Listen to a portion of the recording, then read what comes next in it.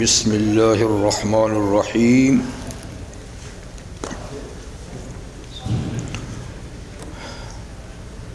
وَإِذَا مَسَّ النَّاسَ ضُرٌّ دَعَوْا رَبَّهُمْ مُنِيبِينَ إِلَيْهِ ثُمَّ إِذَا أَذَاقَهُم مِّنْهُ رَحْمَةً إِذَا فَرِيقٌ مِّنْهُمْ بِرَبِّهِمْ يُشْرِكُونَ لِيَكْفُرُوا بِمَا آتَيْنَاهُمْ فَتَمَتَّعُوا فَسَوْفَ تَعْلَمُونَ أَمْ أَنزَلْنَا عَلَيْهِمْ سُلْطَانًا فَهُوَ يَتَكَلَّمُ بِمَا كَانُوا بِهِ يُشْرِكُونَ وَإِذَا أَذَقْنَا النَّاسَ رَحْمَةً فَرِحُوا بِهَا وَإِن تُصِبْهُمْ سَيِّئَةٌ بِمَا قَدَّمَتْ أَيْدِيهِمْ إِذَا هُمْ يَقْنَطُونَ أَوَلَمْ يَرَوْا أَنَّ اللَّهَ يَبْسُطُ الرِّزْقَ لِمَن يَشَاءُ وَيَقْدِرُ إِنَّ فِي ذَلِكَ لَآيَاتٍ لِقَوْمٍ يُؤْمِنُونَ فَآتِ ذَا الْقُرْبَى حَقَّهُ وَالْمِسْكِينَ وَابْنَ السَّبِيلِ ذَلِكَ خَيْرٌ لِلَّذِينَ يُرِيدُونَ وَجْهَ اللَّهِ وَأُولَئِكَ هُمُ الْمُفْلِحُونَ وَمَا آتَيْتُم مِّن رِّبًا لِّيَرْبُوَ فِي أَمْوَالِ النَّاسِ فَلَا يَرْبُو عِندَ اللَّهِ وَمَا آتَيْتُم مِّن زَكَاةٍ تُرِيدُونَ وَجْهَ اللَّهِ فَأُولَئِكَ هُمُ الْمُضْعِفُونَ اللَّهُ الَّذِي خَلَقَكُمْ ثُمَّ رَزَقَكُمْ ثُمَّ يُمِيتُكُمْ ثُمَّ يُحْيِيكُمْ هل من شركائكم من يفعل من ذلكم من شيء سبحانه وتعالى عما يشركون صدق اللہ العظیم۔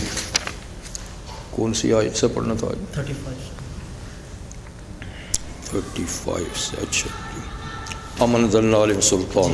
ٹھیک، تو میں نے سورۃ الروم کی آیت نمبر 35 سے 40 تک آیات آپ کے سامنے اس وقت تلاوت کی۔ ان سے پہلی آیات مبارکہ میں فرمایا تھا کہ اپنے آپ کو، اپنے چہرے کو، یعنی اپنے آپ کو دین حنیف کی طرف سیدھا کر لیجئے۔ دین حنیف، دین اسلام، ملت ابراہیم، اس کو دین حنیف کہتے ہیں، اور فرمایا کہ یہی اللہ کی فطرت ہے جس پر لوگوں کو اللہ نے پیدا کیا۔ دین اسلام دین فطرت ہے۔ فطرت کا معنی یہ ہے کہ وہ حقیقت کہ جس پہ اللہ تعالیٰ نے لوگوں کو پیدا کیا ہے۔ ہر پیدا ہونے والا جس دین پر پیدا ہوتا ہے وہ دین اسلام ہے۔ تو اس لیے پیدا جس دین پہ ہوتے ہو تو اسی دین کی طرف اپنے آپ کو پھر پوری زندگی میں سیدھا رکھو، پھر ادھر ادھر کے فرقوں میں تقسیم نہ ہو۔ تو آدمی پیدا ہوتا ہے فطرت پر، یعنی اسلام پر، جیسے نبی کریم صلی اللہ علیہ وسلم کے ارشاد ہے کل مولود یولد علی الفطرہ، ہر پیدا ہونے والا بچہ فطرت پہ پیدا ہوتا ہے، مسلمان پیدا ہوتا ہے، یعنی اس عقیدے پہ پیدا ہوتا ہے جو عقیدہ اس نے روز ازل اختیار کیا تھا۔ جب اللہ تعالیٰ نے تمام ارواح انسانی سے ایک عہد لیا تھا، سب روحوں سے ایک عہد لیا تھا کہ الست بربکم، میں تمہارا رب نہیں ہوں، تو تمام ارواح نے یہ جواب دیا تھا کہ کیوں نہیں، آپ ہی تو ہمارے رب ہیں۔ تو سب نے اللہ کی ربوبیت کا، الوہیت کا اقرار کیا ہے۔ اب جب بچہ پیدا ہوتا ہے تو اسی عقیدے پہ پیدا ہوتا ہے کہ ہمارا رب اللہ ہے، لیکن جب وہ آگے بڑھتا ہے تو ماحول، ماں باپ، دوست احباب، سوسائٹی اس کو بگاڑ دیتی ہے۔ فَأَبَوَاهُ يُحَوِّدَانِهِ أَوْ يُنَصِّرَانِهِ أَوْ يُمَجِّسَانِهِ، پھر اس کے ماں باپ کا جو عقیدہ ہوتا ہے تو بچہ اسی میں ڈھل جاتا ہے. ماں باپ اس کو یہودی بنا لیتے ہیں، عیسائی بنا لیتے ہیں، مجوسی بنا لیتے ہیں، کچھ کو کچھ بنا لیتے ہیں. لیکن بچہ پیدا ہوتا ہے فطرت پر. جی اسی لیے فرمایا کہ جس فطرت پہ خدا نے پیدا کیا ہے اب اسی کی طرف اپنے آپ کو سیدھا رکھنے کی کوشش کرو. جی اس لیے کہ جب فطرت سے آدمی ہٹتا ہے سیدھے رستے سے، جب عقیدے میں بگاڑ پیدا ہوتا ہے تو کئی فرقے پھر جنم دیتے ہیں، کئی فرقے پیدا ہوتے ہیں، اور پھر ہر فرقے کا ایک اپنا نظریہ، اپنا عقیدہ ہوتا ہے، اور ہر فرقہ جو ہے اپنے آپ کو ہی سچا اور حق پہ سمجھتا ہے اور دوسروں کو گمراہ اور کافر کہتا ہے. یہ اس لیے کہ فطرت سے ہٹ جاتا ہے آدمی. تو اس لیے اللہ تعالیٰ ارشاد فرماتے ہیں ایک اور آیہ کریمہ میں کہ ہر فرقہ بما لدیہم فرحون، جو ان کا عقیدہ، نظریہ اور عمل ہے اسی پہ خوش ہیں، اس کو بدلنا نہیں چاہتے، اتنے پکے ہو جاتے ہیں اس پر. تو پھر فرمایا کہ انسان فطرت پہ قائم رہے، یعنی اسی روز ازل والے عقیدے پہ قائم رہے جس کی دنیا میں صورت ہے اسلام. جی اور وہ ہے توحید اور اللہ کی ایک ہونے کا دین، اللہ کے ایک ہونے کا دین. پھر اللہ تعالیٰ اس کے بارے میں فرماتے ہیں کہ دین فطرتی ہے، چاہے انسان کتنا ہی بگڑ کیوں نہ جائے، زندگی کے اندر ایک مرحلہ، ایک وقت ایسا آتا ہے کہ وہ فطرت کی طرف مائل ہو ہی جاتا ہے، چاہے یا نہ چاہے.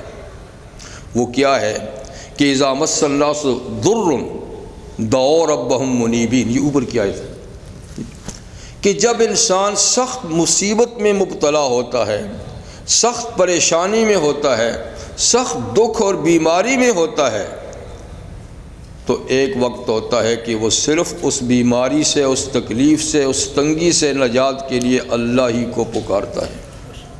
چاہے وہ ہندو ہو، چاہے وہ سکھ ہو، عیسائی ہو، یہودی ہو، چاہے وہ منکر خدا کیوں نہ ہو، بے اختیار اس سے اللہ کا نام آتا ہے. وہ اس وقت سمجھتا ہے کہ اس دکھ اور تکلیف کو، اس فقر اور تنگی کو، اس شکست کو، اس تنزل کو صرف اللہ ہی دور کر سکتا ہے. وہ پھر اپنے جھوٹے خداؤں اور معبودوں کو بھول جاتا ہے. تو اللہ فرماتے ہیں جب مشکل میں تم یہ سمجھتے ہو کہ مشکل کو میں ہی ٹلا سکتا ہوں اور کوئی نہیں، تو پھر راحت میں مجھے کیوں بھولتے ہو. تو فرمایا کہ جب لوگوں کو تکلیف پہنچتی ہے تو وہ اللہ کی طرف رجوع ہو کر اس کو پکارتے ہیں، لیکن جب اللہ ان کا دکھ تکلیف دور کر دیتا ہے، ان کو اپنی طرف سے مہربانی اور رحمت کا مزہ چکھاتا ہے، اذا فریق منہم بربہم یشرکون، پھر ان میں سے کچھ لوگ ایسے ہیں کہ اللہ کے ساتھ دوسروں کو شریک بناتے ہیں. نہیں صاحب یہ تو فلاں کی کرم نوازی ہو گئی، نہیں جناب یہ تو فلاں معالج کے علاج سے تندرست ہو گیا، فلاں دوا سے ٹھیک ہو گیا. جی تو اس وقت تو نہ ڈاکٹر یاد تھا، نہ دوا یاد تھی، جب مشکل میں تھا. اور پھر یہ کہ اللہ کو بھولے گئے کہ شفا اس نے دی ہے، پھر نسبت اوروں کی طرف سے، یا عقیدے کی کمزوری ہے تو جی فلاں قبر والے کی مہربانی ہو گئی، جی یا فلاں کی مہربانی ہوگی، تو پھر اس کا نذرانہ پیش کرتے ہیں اس کی طرف. فرمایا یہ انسان کی کتنی بھول ہے کہ مشکل میں خدا کو یاد کیا، مشکل ہوئی آساں بھول گئے. جی یہ اس لیے کرتے ہیں تاکہ اللہ کی دی ہوئی نعمتوں کی ناشکری کریں، کہ اللہ نے صحت کی نعمت دی، مال کی نعمت دی، ترقی کی نعمت دی، اور فوراً اس کو دوسروں کی طرف منسوب کر دیا، اللہ کو بھول گئے. یہ اللہ کی نعمت کا بھلاوا ہے. تو اللہ فرماتے ہیں کب تک بھولو گے؟ فتمتعوا، دنیا کے چند دن ہیں، فائدہ اٹھا لو، جس کی طرف جی چاہے تم اس کی نسبت کر دو. جی باقی وما بکم من نعمت فمن اللہ، تمہیں جو بھی چھوٹی بڑی نعمت ملتی ہے وہ اللہ ہی کی طرف ملتی ہے، تم جس کی طرف چاہو اس کی نسبت کر دو کہ فلاں سے مل گئی، پر ملتی اللہ سے ہے۔ تو یہ کفران نعمت تم یعنی دنیا میں کرتے ہو تو دنیا میں فائدہ اٹھا لو، کب تک یہاں رہو گے؟ جب دنیا سے جاؤ گے تو ہم حساب لے لیں گے۔ فسوف تعلمون، ان قریب تم جان لو گے کہ تمہاری خلاف فطرت زندگی کا کیا خمیازہ ہے، تمہاری خلاف فطرت زندگی گزارنے کا کیا نتیجہ رزلٹ ہے، یہ موت کے بعد پتہ چل جائے گا تم کیا کرتے رہے۔ پھر فرمایا تھا اللہ تعالیٰ نے کہ یہ لوگ جو خدا کو بھول کے مختلف غلط رستوں پہ چل پڑے ہیں، کیا ہم نے ان کے لیے کوئی ایسی دلیل نازل کی ہے کہ جس کی بنیاد پر انہوں نے غلط رستہ اختیار کیا ہے، کہ وہ دلیل ان کو بول بول کر کہہ رہی ہو کہ تمہارا یہ نظریہ اور عقیدہ ٹھیک ہے؟ تو ہم نے تو کوئی دلیل نہیں اتاری، یعنی شرک اور کفر کے صحیح ہونے پہ ہم نے تو کوئی دلیل نہیں اتاری، بلکہ ہم نے تو اس کو خلاف دلیل اتاری ہے کہ شرک بھی ناقابل معافی جرم ہے، کفر ناقابل معافی جرم ہے، اور گناہوں کی بھی سخت ترین سزائیں ہیں، ہم نے تو یہ نازل کیا ہے، تو پھر تم نے یہ رستہ کیسے اختیار کیا؟ اب آیات آج جو نازل کی ہیں، یہ آج جو تلاوت کی گئی اس سلسلے، یہ بھی اسی سلسلے سے ہیں کہ انسان کے اسی دوغلے پن کو اللہ ذکر فرماتے ہیں کہ وَإِذَا أَذَقْنَا النَّاسَ رَحْمَةً، جب ہم انسان کو اپنی طرف سے مہربانی کا مزہ چکھاتے ہیں، رحمت اس پہ نازل کرتے ہیں، اس کو صحت دیتے ہیں، عافیت دیتے ہیں، اولاد دیتے ہیں، مال دیتے ہیں، عزت دیتے ہیں، ترقی دیتے ہیں، دشمن پر فتح دیتے ہیں، ہر قسم کی نعمت رحمت اس کو جب چکھاتے ہیں تو فرحوا بہا، اس پہ بڑا خوش ہوتا ہے، اور ایسا خوش ہوتا ہے کہ اترانے لگتا ہے، تکبر کرنے لگتا ہے۔ تو اللہ کی نعمتوں پہ خوش ہونا تو یہ اچھی بات ہے، اور یہ بھی اللہ تعالیٰ کی نعمتوں کا ایک شکر ہے کہ آپ اس کی نعمت پہ خوش ہوں، لیکن خوشی دو ہیں، ایک ہے شکر کی خوشی، ایک ہے ناشکری کی خوشی۔ تو ناشکری کی جو خوشی ہے اس کی پھر کوئی لمٹ نہیں ہے، وہ تکبر کی حد تک چلی جاتی ہے، انسان متکبر بن جاتا ہے، جیسے کہ قارون کی خوشی تھی مال و دولت پر، تو وہ اتنا خوش ہوا کہ تکبر کرنے لگا، تو قوم نے کہا لا تفرح، ایسا خوش بھی نہ ہو جا، ان اللہ لا يحب الفرحین، اللہ اس طرح کے خوش ہونے والوں کو پسند نہیں کرتے جو تو خوشیاں منا رہا ہے۔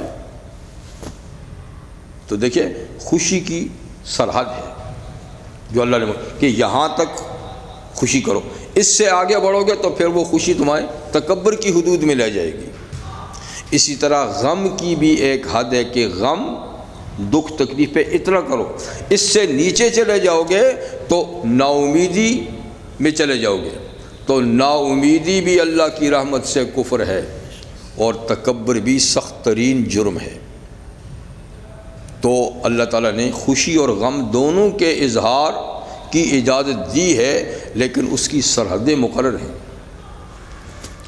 تو یہاں جس خوشی کا ذکر ہے یہ وہی ہے کہ جو اپنی حد سے آگے بڑھ جائے، کہ جب ہم انسان کو اپنی طرف سے رحمت چکھاتے ہیں، فرحوا بہا، اس میں بڑا خوش ہوتا ہے، اتراتا ہے، اور اس کو اپنی قابلیت کا نتیجہ بتاتا ہے، میں اس قابل تھا کہ مجھے یہ نعمتیں ملتی، میں نے محنت کی تھی اس لیے مجھے یہ چیز ملی، جی، تو میں کرنے لگتا ہے، اور یہ نہیں کہ اللہ اپنے فضل سے خدا نے یہ چیز دی، بلکہ کہتا ہے میری محنت، میری کاوش، جی، میری قابلیت، میرا دماغ،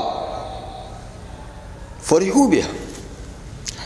وَإِن تُصِبْهُمْ سَيِّئَةٌ، اور اگر انسان کو کوئی برائی پہنچتی ہے، صحت کے بعد بیماری آ جاتی ہے، دولت کے بعد فقر آ جاتا ہے، فتح کے بعد شکست آ جاتی ہے، تو پھر کیا ہوتا ہے؟ اور وہ برائی آتی بھی ہے بما قدمت ایدیہم، ان کے آگے بھیجے ہوئے اعمال کے بدلے میں۔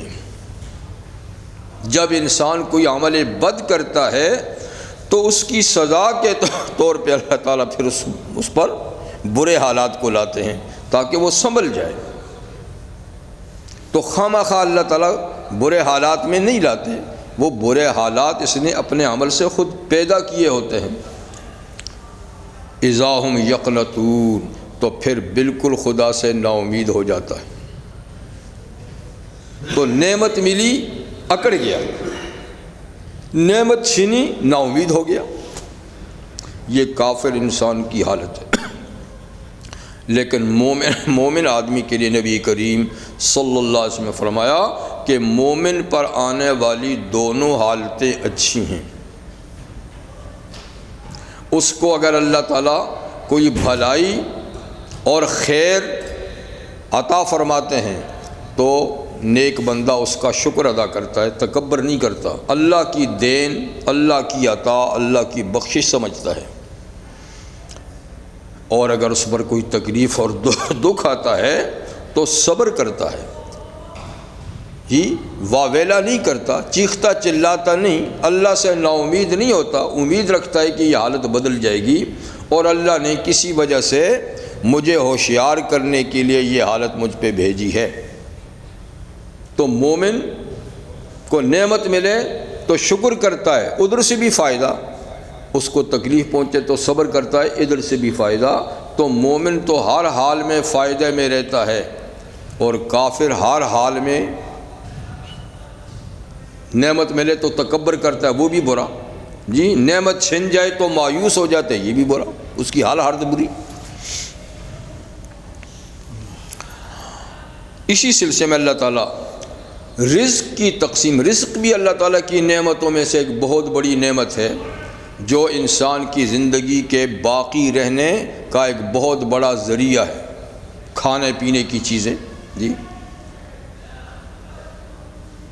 اور رزق کا ایک عام مفہوم بھی ہے، ہر چیز جو اللہ کی طرف سے ملتی ہے اس کو بھی رزق کہتے ہیں، لیکن جو کھانے پینے کی چیزیں اس کو بھی رزق کہتے ہیں، اور ہماری زبان میں تو کھانے پینے کی چیزوں کو یہ رزق کہتے ہیں، لیکن اصل میں عربی میں رزق کا معنی ہر اللہ کی عطا ہے، جی ہر اللہ کی عطا ہے۔ تو اللہ تعالیٰ کی ہر عطا بشمول کھانے پینے کے رزق کے ہر رزق اللہ نے از خود تقسیم کیا ہے۔ تو اس کا فلسفہ بیان کرتے ہیں کہ رزق اللہ نے سب کو ایک جیسا نہیں دیا، صحت کا رزق بھی ایک جیسا نہیں ہے، جی قد و قامت کی رزق بھی، شجاعت اور بہادری کا رزق بھی، جی مال و دولت کا رزق بھی، یعنی ہر چیز جو اللہ کی طرف سے انسان کو ملتی ہے تو سب کو مساوی اور برابر سطح پہ نہیں دی، بلکہ فرق مراتب کے ساتھ دی ہے۔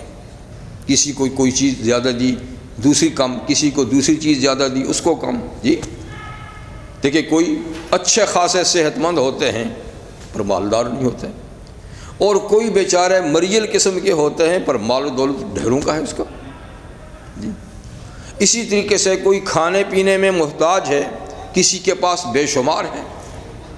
تو یہ تقسیم اللہ تعالیٰ نے اپنی حکمت کے مطابق کر رکھی ہے دنیا میں۔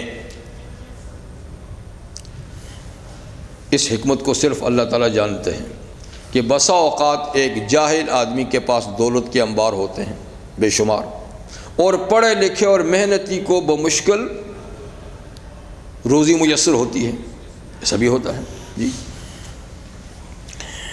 فرماتے ہیں ولم یرو، کیا دیکھتے نہیں کہ یہ بھی اللہ کی قدرت کا ایک شاہکار ہے، یہ بھی اللہ کی قدرت پر ایک نشانی ہے کہ ان اللہ یبسط الرزق لمن یشاء و یقدر، اللہ جس کے لیے چاہتا ہے روزی فراخ کر دیتا ہے، وسیع پیمانے پہ روزی دیتا ہے۔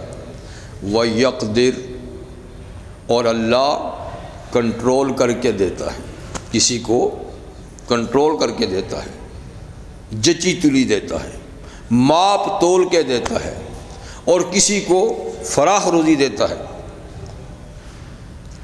تو اس میں کیا حکمت ہے خدا بہتر جانتا ہے، لیکن کچھ حکمت اللہ نے بتائی بھی ہے ایک دوسری آیت میں، وَلَوْ بَسَطَ اللَّهُ الرِّزْقَ لِعِبَادِهِ لَبَغَوْا فِي الْأَرْضِ وَلَكِنْ يُنَزِّلُ بِقَدْرٍ مَا يَشَاءُ، کہ اگر اللہ تعالیٰ سارے بندوں کے لیے روزی کو فراخ کر دیتا، وسیع پیمانے پہ سب کو روزی دیتا، کوئی کسی کا محتاج نہ رہتا، تو لبغوا فی الارض، زمین میں بغاوت پیدا ہو جاتی، لوگ زمین میں بغاوت کرتے، سرکشی پہ اتر آتے، اور زمین کا نظام بگڑ جاتا اگر سب کو ایک جیسی روزی ملتی۔ سمجھنے کی بات ہے کہ اگر سب کو ایک جیسی روزی ملتی تو کوئی کسی کے کام آتا، کوئی خیر کا کام ہوتا، اور دنیا اس طرح آباد ہوتی۔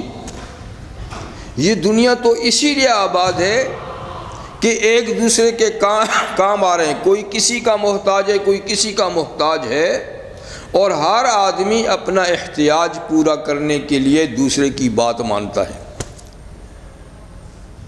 دولت مند ہے تو اس کو مزدور کی ضرورت ہے، ٹھیک ہے نا، مزدور ہے تو اس کو دولت مند کی ضرورت ہے۔ اگر دونوں ہی دولت مند ہوتے تو کسی کو ضرورت ہے کسی کا کام کرتا، تو پھر یہ دنیا آباد ہوتی، یعنی گاڑی چلتے ہی نہیں۔ اس لیے کہ انسانوں کی زندگی کا دار و مدار تو احتیاج پر ہے، ہر آدمی دوسرے کا محتاج ہے، اور جبھی تو کام چل رہا ہے۔ اگر احتیاج ختم ہو جائے، سب ایک سطح اور لیول پہ آ جائیں تو سارا نظام ٹھپ ہو جائے گا۔ تو اسی لیے اللہ تعالیٰ نے کم و بیش روزی کا معیار رکھا ہے، غریب کو امیر کا محتاج بنایا، امیر کو غریب کا محتاج بنایا ہے، تاکہ سسٹم چلتا رہے۔ ایک دوسری علت اللہ تعالیٰ نے دوسری جگہ میں بھی یہی بتائی ہے۔ ایک آیت میں تو یہ کہ اگر سب کو ایک سطح پہ رکھا جائے تو زمین میں بغاوت پیدا ہو جائے، یعنی نظم و نسق زمین کا خراب ہو جائے، اور ترقی جو چل رہی ہے یہ ٹھپ ہو جائے، رک جائے۔ اور دوسری آیت میں فرمایا ہے کہ نحن قسمنا بینہم معیشتہم، ہم نے لوگوں کی زیست اور زندگی کا سامان خود ان میں تقسیم کیا ہے۔ ورفعنا بعضهم فوق بعض درجات، اور روزی کے سلسلے میں ہم نے بعض لوگوں کے درجے بعض سے اوپر رکھے ہیں۔ کیوں؟ لیتخذ بعضهم بعضا سخریہ، تاکہ ایک دوسرے کے کام آئیں، تاکہ بعضوں کے کام آئیں۔ تو وہ اسی طرح آئیں گے کہ کوئی نیچے لیول والا ہے تو وہ اوپر والے کا محتاج ہے، جو اوپر والے وہ نیچے کا محتاج ہے۔ تو آپ نے احتیاج پورا کرنے کے لیے اور دنیا کا نظام چلنے کے لیے یہ بات ضروری ہے۔ تو فرمایا یہ بھی ہماری حکمت ہے، اگر یہ ہم تقسیم نہ کرتے تو پھر محنت والے اور طاقت والے، علم اور ہنر والے تو عیاشیاں کرتے، اور بیچارہ مزدور، بیچارہ غریب، بے علم، وہ تو بھوکوں مرتا، ٹھیک ہے نا۔ ساری دولت تو وہ سمیٹ لیتے، علم والے، عمل والے، اور کچھ لوگ ایسے ہیں جو علم عمل نہیں رکھتے، وہ تو پھر، لیکن ہم نے ایسی تقسیم کی ہے کہ بسا اوقات علم و ہنر والوں کے پاس کچھ نہیں، بے علم کے پاس ڈھیروں ہیں، اور کبھی علم والوں کے پاس بھی بہت کچھ ہے اور بے علم کے پاس کچھ نہیں ہے۔ بس یہ ہم تقسیم کیے، اور اس تقسیم میں مومن اور کافر کا کوئی اعتبار نہیں۔ بعض کافر ہیں جو دولت مند ہیں، بعض مسلمان ہیں جو دولت مند ہیں، بعض کافر ہیں جو غریب ہیں، بعض مسلمان ہیں۔ تو یہ تقسیم جو ہے رزق کی کمی بیشی کی، اس کا ایمان یا کفر سے کوئی تعلق نہیں، یہ اس کائنات کے نظام کو چلانے کے لیے ایک ضرورت ہے۔ تو اللہ تعالیٰ نے سب طبقوں میں دونوں طرح کے لوگ رکھے ہیں، ٹھیک ہے نا۔ تو فرمایا کہ یہ میرے کنٹرول میں ہے، کسی اور کے کنٹرول میں ہوتا تو پھر دیکھتے کہ سب کو ملتا ہے یا نہیں ملتا ہے۔ جی ایک دوسری آیت میں فرمایا وَكَانَ الْإِنسَانُ قَتُورًا، انسان تو دل کا بہت چھوٹا ہے، اگر اس کے پاس تقسیم رزق کا معاملہ آ جاتا تو پھر تو ساری دنیا بھوکوں مرتی، اپنی مرضی کے لوگوں کو دیتے اور جن سے دشمنی ان کو، لیکن یہ ہم نے اپنے ہاتھ میں رکھا ہے۔ جی جب یہ چیز ہمارے ہاتھ میں ہے، یعنی مال ہم دیتے ہیں، کم و بیش ہم دیتے ہیں، تو پھر تمہیں اس میں بخل کرنے کا کیا حق ہے؟ پھر تمہیں بخل کرنے کا کیا حق ہے؟ لہٰذا فَآتِ ذَا الْقُرْبَى حَقَّهُ وَالْمِسْكِينَ وَابْنَ السَّبِيلِ، تو تم قرابت والوں کو، رشتہ داروں کو ان کا حق دو۔ پھر اللہ تعالیٰ نے ایسا بھی رکھا ہے کہ جس کو دیا ہے اس میں دوسروں کا حق بھی خدا نے رکھا ہے۔ تو جب دیا ہم نے ہے، تقسیم ہم نے کی ہے، تو ہم نے جن جن کا حق تمہارے مال میں رکھا ہے ان کا حق ان تک پہنچاؤ۔ تو فآتِ ذَا الْقُرْبَى حَقَّهُ، آتے کا لفظ ہے تو ایک آدمی کے لیے۔ اب اس سے کون مراد ہے؟ اس سے نبی کریم علیہ السلام بھی مراد ہو سکتے ہیں کہ اے نبی آپ اپنے رشتہ داروں کا اور غریب و مسکینوں کا حق ادا کریں، لیکن بات حضور صلی اللہ علیہ وسلم تک ہی نہیں ہے، بلکہ یہ ہر فرد مسلم کو حکم ہے۔ یعنی حضور کو حکم دے کر یعنی ساری امت کو حکم دے دیا، یا امت کے ہر آدمی کو اللہ نے خطاب کیا، اے مسلمان آتِ ذَا الْقُرْبَى، جب مال ہم نے تقسیم کیا ہے، رزق ہم نے تقسیم کیا ہے، تو پھر آپ اس میں بخل مت کریں، بلکہ قرابت والوں کو ان کا حق دیں۔ یہ نہیں کہا کہ ان کو روٹی دیں، کپڑا دیں، مکان دیں، جی، بلکہ کہا ان کو ان کا حق دیں۔ تو قرابت والے کون ہیں کہ جن کا حق دینا ضروری ہے؟ اب حق دو طرح ہیں، قرابت والوں کے حق دو طرح، ایک حق واجب ہے، ایک حق مستحب۔ ایک وہ حق ہے جو لازم ہے، ایک وہ حق ہے کہ آپ کریں تو ثواب ہے، نہ کریں گے تو کوئی عذاب نہیں، ٹھیک ہے نا۔ لیکن قرابت والے کون ہیں؟ تو آدمی کے قرابت والے یعنی رشتہ دار، ان کے تین لیول ہیں، اور وہ میراث کے حقدار ہونے کے لحاظ سے ہیں کہ جن کو آدمی کے مرنے کے بعد میراث ملتی ہے، تو وہ تین طرح کے لوگ ہیں۔ تو حقوق میں بھی وہ تین طرح کے لوگ ہیں۔ تو میراث میں جن لوگوں کو میراث ملتی ہے ان میں سب سے پہلے جو رشتہ دار ہیں ان کو کہتے ہیں اصحاب الفروض۔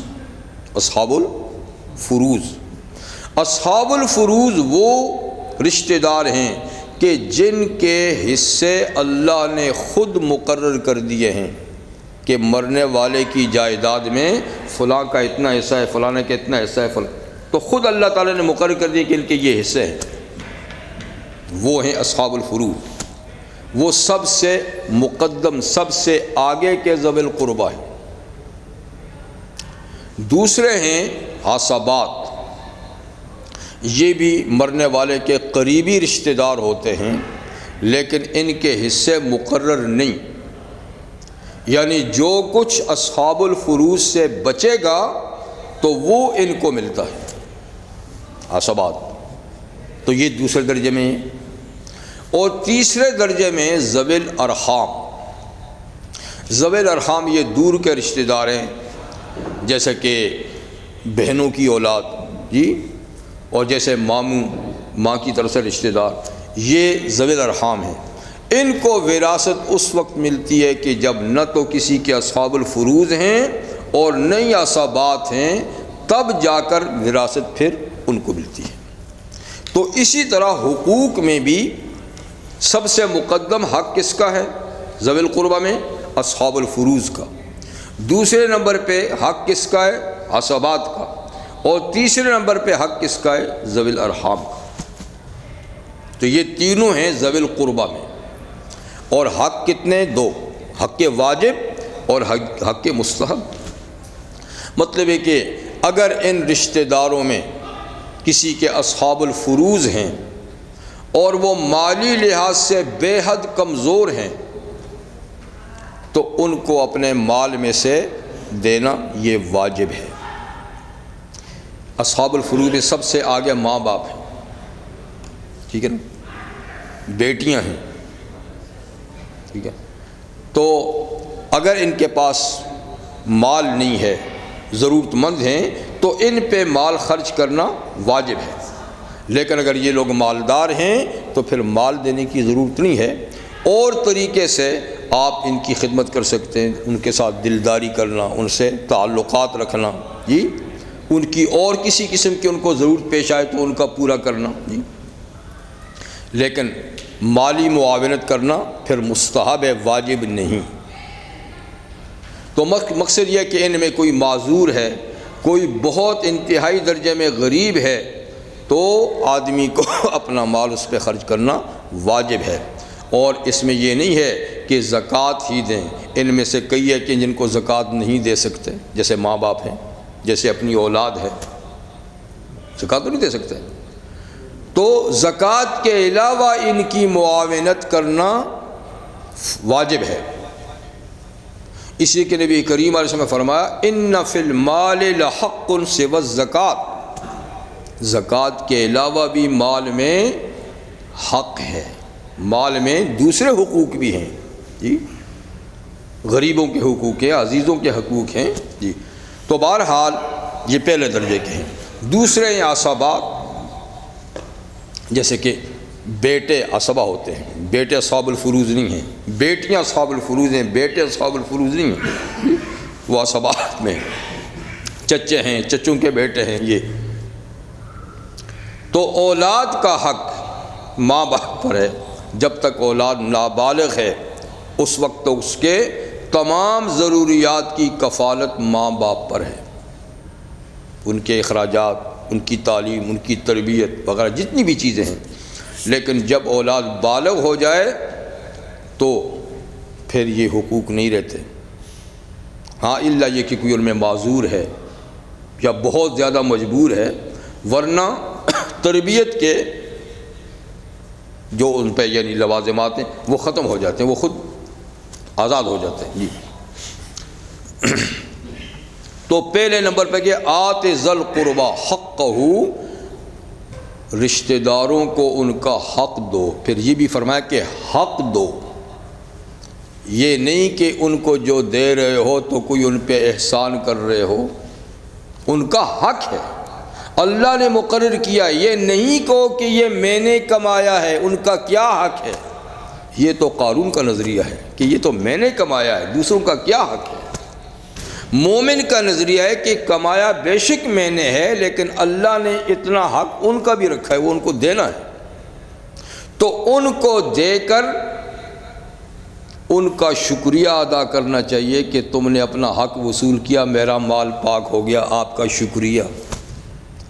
آپ نہ ہوتے، آپ کا حق میرے مال میں ملا رہتا تو بے برکت ہوتا، اچھا ہوا جو آپ نے اپنا حق وصول کر لیا، تو ان کا حق ان کے پاس جا کر دو، ان کو آنے کی ضرورت نہیں ہے۔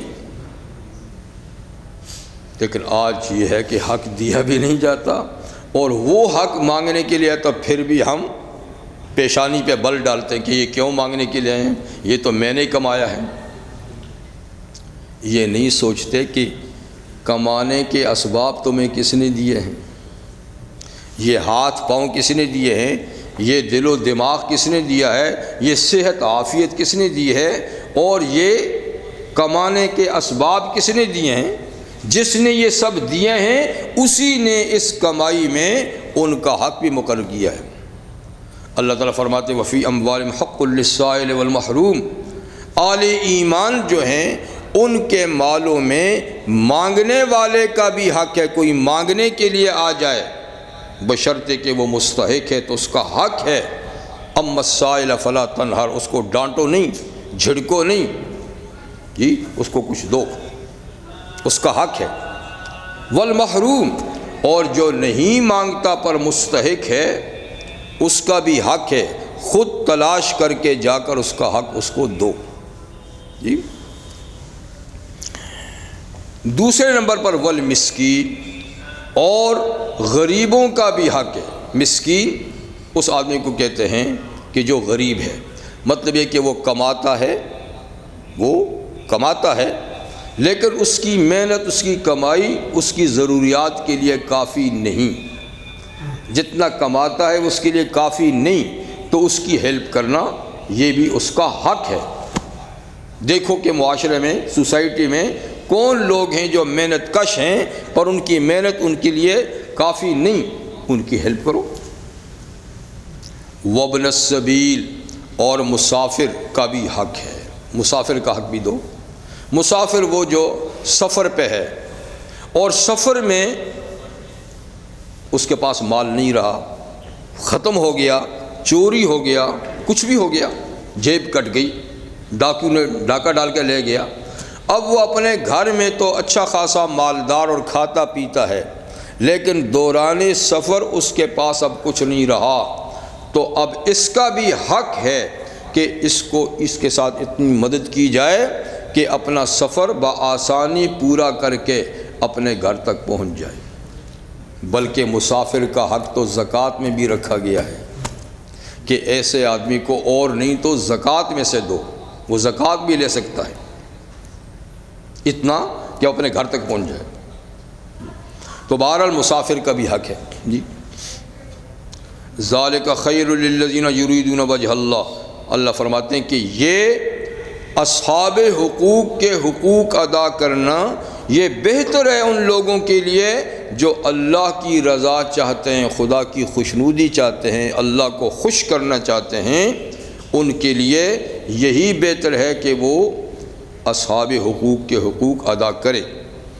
وَأُولَئِكَ هُمُ الْمُفْلِحُونَ، اور یہی لوگ فلاح بھی پانے والے ہیں، کامیاب ہونے والے ہیں، یہ کامیابی کی منزل کی طرف جائیں گے۔ یہ تو دینے کا مسئلہ تھا، اب زیادہ لینے کا مسئلہ۔ وَمَا آتَيْتُم مِّن رِّبًا لِّيَرْبُوَ فِي أَمْوَالِ النَّاسِ، اور وہ جو تم دیتے ہو، کسی کو دیتے ہو، مِّن رِّبًا سود کے طور پر، منافع حاصل کرنے کے طور پر، لِّيَرْبُوَ فِي أَمْوَالِ النَّاسِ، تاکہ تمہارا یہ دیا ہوا لوگوں کے مال میں بڑھتا رہے اور بڑھ کے واپس آئے۔ وہ جو تم دیتے ہو، ٹھیک ہے نا، یعنی بڑھنے کے لیے، تاکہ لوگوں کے مال میں بڑھ کر واپس تمہارے پاس آئے، جتنا دیا اس سے زیادہ آئے۔ فلا یربو عند اللہ، اللہ کے نزدیک وہ نہیں بڑھتا، وہ اللہ کے ہاں نہیں بڑھتا۔ ربا اصل میں کہتے ہیں زیادتی کو، ایسی زیادتی کہ جس کے مقابلے میں کوئی چیز نہیں۔ 100 آپ نے دیا اور 110 آپ لے رہے ہیں، تو 10 کے مقابلے میں آپ نے کچھ نہیں دیا، تو یہ 10 کیا ہے؟ ربا ہے۔ تو ربا ایسی زیادتی کو کہتے ہیں کہ جس کے مقابلے میں کچھ نہیں اور آ گیا۔ لیکن یہاں ربا سے مراد وہ سود نہیں جو حرام ہے، اس لیے کہ یہ صورت مکی اور مکہ مکرمہ میں سود حرام نہیں ہوا تھا۔ مدینہ منورہ جانے کے بعد سن 2 ہجری میں سود کے حرام ہونے کا حکم آیا سورہ بقرہ میں۔ تو یہ صورت مکی ہے، مکہ میں تو سود حرام نہیں تھا، اس لیے اس سے وہ سود جو حرام قطعی ہے وہ مراد نہیں، اس سے ملتی جلتی ایک چیز ہے، اس کو اللہ تعالیٰ فرماتے ہیں کہ یہ ٹھیک نہیں، اگرچہ وہ حرام نہیں ہے لیکن فرمایا کہ چونکہ سود سے ملتی جلتی ہے اس لیے یہ فیاضی کے خلاف ہے، سماحت کے خلاف ہے، یہ ایک طرح کی لالچ اور حرص پیدا کرنے والی چیز ہے، ایک طرح کی کمینگی آدمی میں پیدا کرتی ہے۔ یعنی اس جذبے سے کسی کو گفٹ دینا کہ کل میرا نمبر آئے گا تو مجھ کو اچھا گفٹ ملے گا اس کی طرف سے، یہ وہ ہے، یہ وہ روا ہے۔ یعنی کسی کو گفٹ دیا لیکن اس نیت سے دیا، اس خیال سے دیا کہ آج اس کی خوشی کے موقع پہ میں نے اتنا گفٹ دیا ہے تو کل میری خوشی کا وقت وہ مجھ کو اس سے بھی زیادہ دے گا۔ تو فرمایا کہ یہ طریقہ نہیں کرو، یہ حرام نہیں ہے پر یہ طریقہ حرص اور لالچ کا ہے، اور یہ ایک طرح کی خست ہے اور ایک طرح کی کمینگی ہے، یہ فیاضی کے خلاف ہے۔ کسی کو گفٹ دو تو بھول جاؤ، بھول جاؤ، ٹھیک ہے نا، میں نے گفٹ دیا ہے، کل وہ مجھے دے نہ دے، کم دے زیادہ دے نہ دے، مجھے اس سے کوئی لگاؤ نہیں، میں نے تو بس گفٹ دیا ہے بس۔ لیکن اس نیت سے دینا کہ کل واپس جب آئے گا میری طرف میرے نمبر پہ تو لازماً وہ کچھ تھوڑا سا زیادہ ہی دے گا، تو فرمایا یہ طریقہ چلے۔ اس یا ربا سے یہی مراد ہے۔ جیسے مختلف پارٹی میں اس طرح ہوتا رہتا ہے نا جی، مختلف فنکشنوں میں ایسا ہوتا رہتا ہے، شادی کے موقع پہ جی، عقیقے کے موقع پہ اور مختلف پہ، کہ دوست احباب عزیز و اقارب کوئی نہ کوئی گفٹ پیش کرتے ہیں اور پھر یہ توقع رکھتے ہیں کہ جب ہمارا نمبر آئے گا تو یہ، اور ہوتا بھی ہے۔ کئی لوگ باقاعدہ اس کا حساب رکھتے ہیں، لسٹ بنتی ہے، ہاں بھائی فلاں کی طرف سے کتنا آیا ہے، کیوں جی جی کل اس کو بھی تو دینا ہے نا، تو جس نے دیا ہے اس کا گفٹ کل ہم نے واپس بھی تو کرنا ہے نا۔ اور پھر کوشش بھی کرتے ہیں کہ زیادہ دیں، کیونکہ کم دیں گے تو وہ کہیں گے یار یہ بڑا عجیب آدمی ہے، میں نے اتنا دیا تھا اس نے اتنا دیا ہے، تو وہ بھی توقع رکھتا ہے کہ زیادہ ہے، یہ بھی مجبور ہے زیادہ دینے پہ، نہیں تو اس کو کہ یہ تو ایسا اور ایسا اور ایسا ہے، تو ہاں، تو فرمایا یہ چیز ٹھیک نہیں ہے۔ اس ارادے سے کسی کو گفٹ مت دو تو اللہ کی رضا کے لیے دو۔ یہ اور بات ہے کہ رحمت عالم صلی اللہ علیہ وسلم کا ارشاد گرامی بھی ہے اور آپ کی سنت بھی ہے کہ جب کوئی کسی کو گفٹ دے تو حضور علیہ السلام اس سے بھی اچھا گفٹ اس کو دیا کرتے تھے،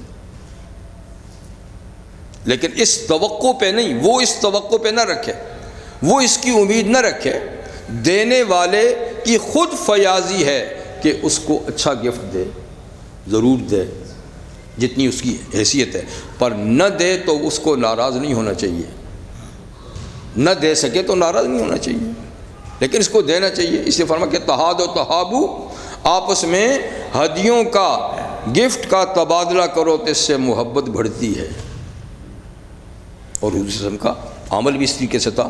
اور یہ بھی آپ نے فرمایا اگر کوئی آدمی کسی کو کوئی گفٹ دے اور وہ اس کے بدلے میں ہدیہ گفٹ نہ دے سکے اور کہہ دے کہ جزاک اللہ خیرا، تو اس نے اس کے گفٹ کا اچھا بدلہ دے دیا،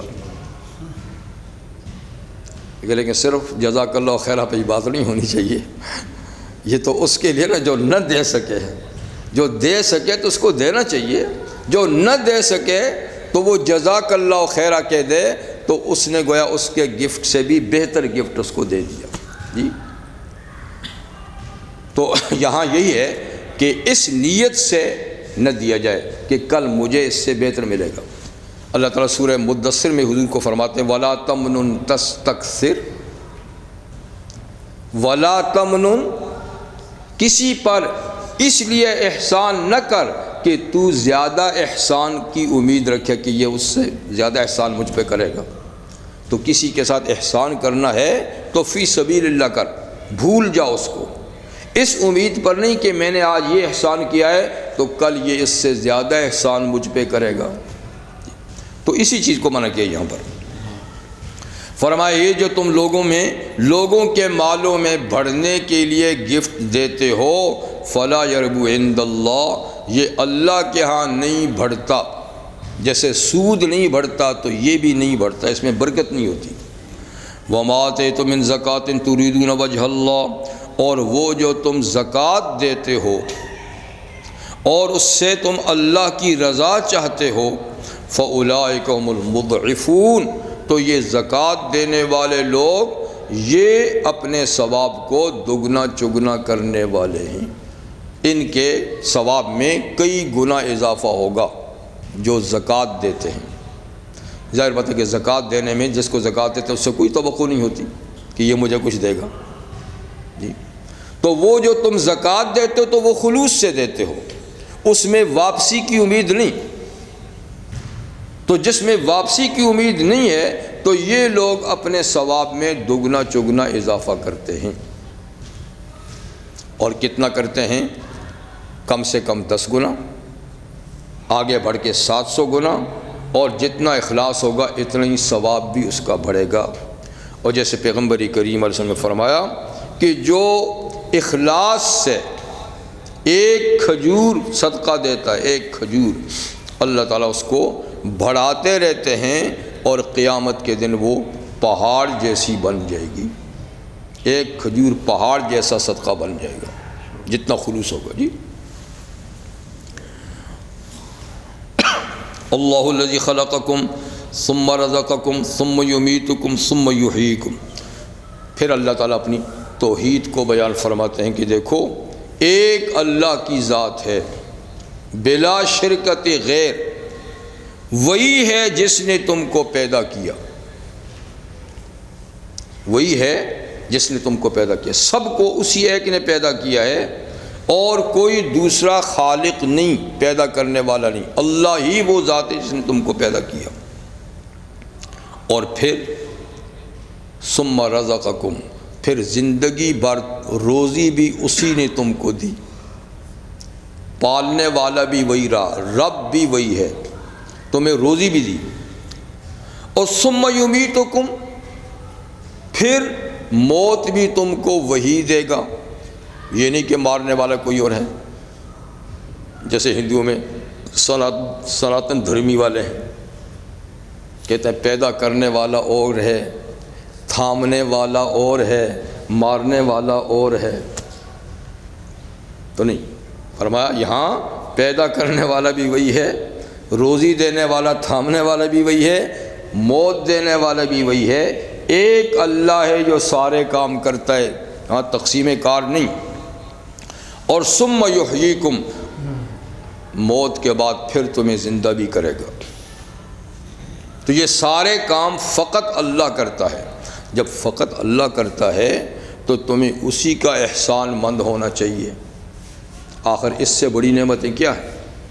پیدا بھی اس نے کیا، اور زندگی کی بقا کے اسباب بھی اسی نے بنائے، زندگی کو باقی رکھنے کے اسباب بھی، ہوا وہ چلاتا ہے، پانی وہ برساتا ہے، کھیتوں سے اناج وہ اگاتا ہے، پھل وہ اگاتا ہے، زمین اس کا ہے، آسمان اس کا ہے، تو آگے کیا رہ جاتا ہے، جی۔